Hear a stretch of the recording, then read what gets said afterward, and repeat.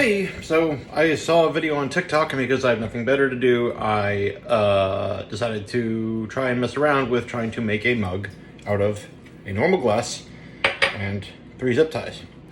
Now, Brian, why would you need to do that, you might say? Because I already own mugs. And I said, well, A, I'm bored, B, I'm a little obsessive, and C, I saw the video and I saw another video stitched onto it making fun of it, like, oh, why would you need to do that? You could just grab a glass if you want to drink out of it. And I, instead of sort of following that train of thought, I thought to myself, wait, why would you need to make a mug out of 3 zip ties? So I'm here trying it to see what I can learn from the experience. So problem number 1, as you can see, the zip ties do not go all the way around the mug. So I already had to make one adaptation given the zip ties I have, and use 2 zip ties to make one. So that's already one interesting challenge that's part of this. Okay, we've got 2 of the zip ties on. Funny thing this whole video first reminded me of is that I already own a French press, which is a glass device I use to make coffee. Obviously it gets very hot when you pour boiling water in there, and so there's a rubber contraption around the edge to mitigate the heat so I can safely pour it.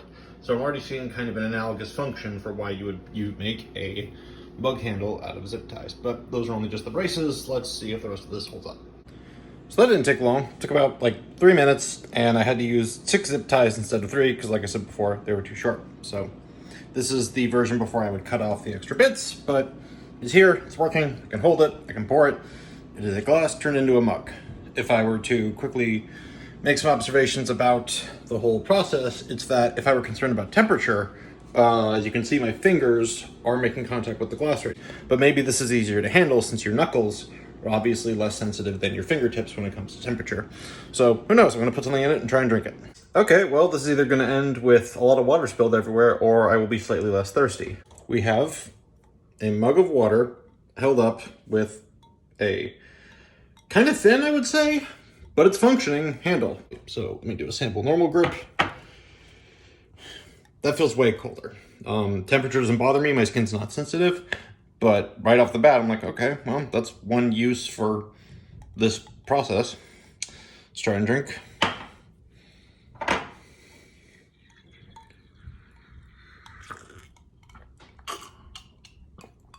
I would not say that was easier than if I were to use the glass normally.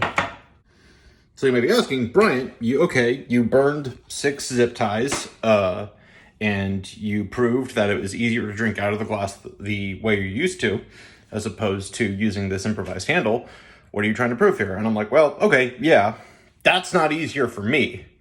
But if I needed to pick up all the glasses in say I had a cupboard full of glasses, and for whatever reason, my hand wasn't working the way it does right now, if I could only hook something, or if I had an injury and my hands were more sensitive to temperature, I can see why this hook might have a purpose. I already had to modify other devices in my life to account for a strain injury, just because it's been in a pandemic and most of my entertainment has been on my computer or PS5. So you can see here, for instance, this is a PS5 controller. Thanks to my occupational therapist, she was able to improvise a splint that goes on the right handle.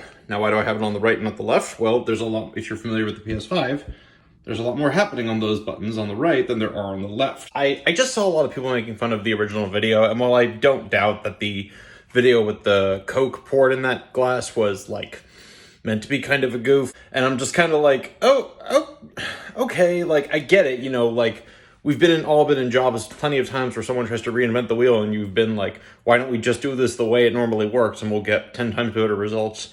But in this particular case, I sort of saw something thinking about oh, that's an easy way to ignore the use function of a handle, which is something that disabled people have to deal with every day.